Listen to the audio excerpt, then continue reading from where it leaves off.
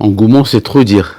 D'abord, c'est une disposition qui figure parmi les instructions, les hautes instructions de Sa Majesté, pour permettre aux citoyens marocains d'accéder aux soins. Donc, il y a une refonte de la santé dans sa gouvernance, dans sa régionalisation, et aussi dans la généralisation de l'assurance maladie, qui consiste globalement au reversement des ramédistes dans le système d'assurance maladie CNSS.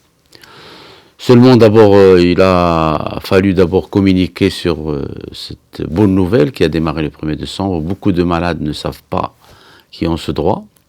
Deuxièmement, aujourd'hui, il y a des petits blocages concernant les non-ramédistes, ceux qui n'étaient pas inscrits dans le RAMED. Pour qu'ils soient inscrits, c'est une procédure qui est lourde. Et troisièmement, bien entendu, ces ramédistes qui sont économiquement diminués, n'arrivent pas à accéder à certains soins parce qu'une quote-part leur est due, surtout dans les maladies non chroniques.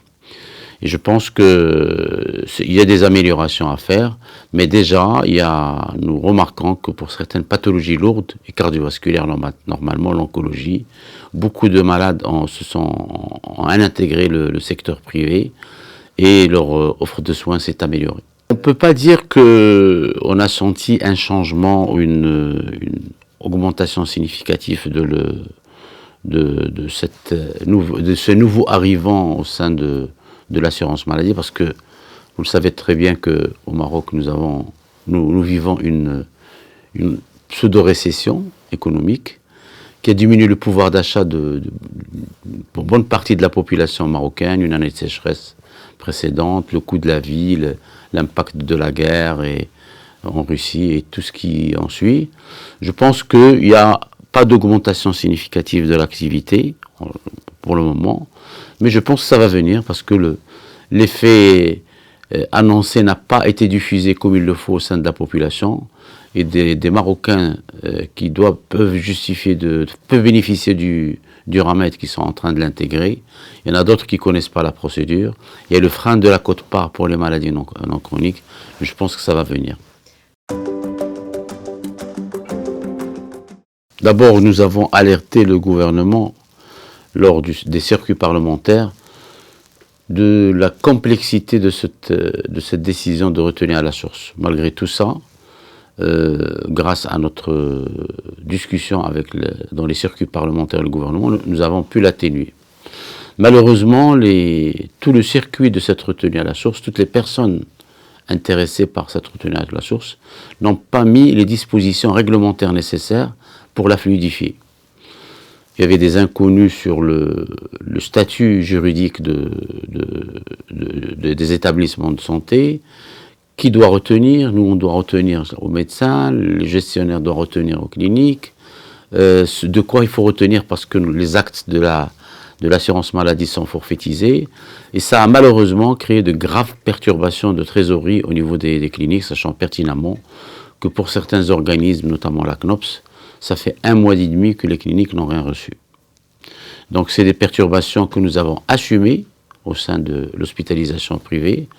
On n'a pas arrêté de prendre en charge, on a vécu sur nos réserves, mais heureusement, la situation se débloque progressivement au niveau de la CNSS. La CNOPS la débloque aussi, a commencé à la débloquer, mais je peux vous dire que ça a créé de graves perturbations de trésorerie au sein des établissements de santé. Ça, c'est la grande tare de la médecine au Maroc. Aujourd'hui, tout le monde sait que le malade marocain ne comprend pas quand il part dans une clinique ou dans un établissement de santé qui doit s'acquitter de ce qu'on appelle le reste à charge, ou le out pocket, qui ne représente pas des sommes d'argent qui vont partir dans les caisses des cliniques. Aujourd'hui, nous avons une tarification nationale qui a vieilli, qui date de 2006, qui est dépassée sur tous les plans, quantitativement et qualitativement. Quantitativement, il est inconcevable qu'on puisse travailler avec les mêmes tarifs depuis 2006, sachant que l'inflation au Maroc, qui a touché les 6-7% cette année, en moyenne, il était à 1,2. Rien qu'en comptant l'inflation, une revalorisation de 40 à 50% de ces tarifs est nécessaire.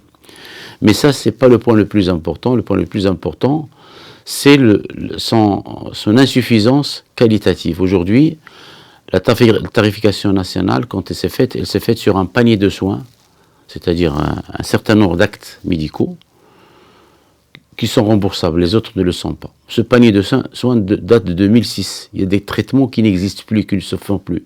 Et des traitements qui ont vu le jour. Et malheureusement, cette absence d'actualisation a fait qu'une bonne partie des actes médicaux dont doit bénéficier un patient ne sont pas remboursés.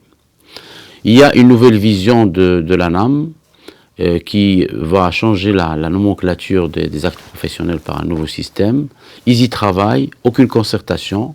Entre-temps, en 2020, on a signé une revalorisation des actes prioritaires comme la réanimation, les soins intensifs, la cardiologie et certains actes d'imagerie. On a signé avec le ministère.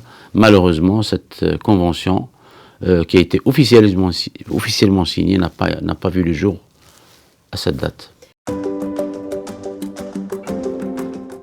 Vous savez, la consultation ne représente pas la partie très importante des dépenses de santé. Si on calcule ce que ça représente les consultations, c'est de 2 à 3%. L'impact devrait se voir au niveau des pathologies lourdes. Mais maintenant, le matériel médical a augmenté, le foncier a augmenté, le coût de la construction a augmenté, le prix de ressources humaines a augmenté. Les établissements de santé privés cherchent eux aussi, comme toute entreprise, un équilibre. Cet équilibre, on l'a plus. On l'a plus. Pour certaines thérapeutiques innovantes, on ne peut plus les offrir aux patients parce qu'ils ne figurent pas dans la tarification nationale de référence. Et dans notre contrat qu'on a avec l'assurance maladie, c'est d'offrir aux malades ce qu'il y a de mieux. Et donc ce qu'il y a de mieux, et la réalité, c'est aujourd'hui, il y a une très grande distance. Bon, les patients payent ce qu'on appelle le restant à charge, mais il y a des patients qui ne peuvent pas. Le rêve pour tout établissement de santé, c'est que le Marocain puisse bénéficier de ce qui existe ailleurs, une carte magnétique qui vient dans un établissement de santé et qui a plus de rapport d'argent avec les patients et qui paye ce qu'il doit payer selon un référentiel santé actualisé.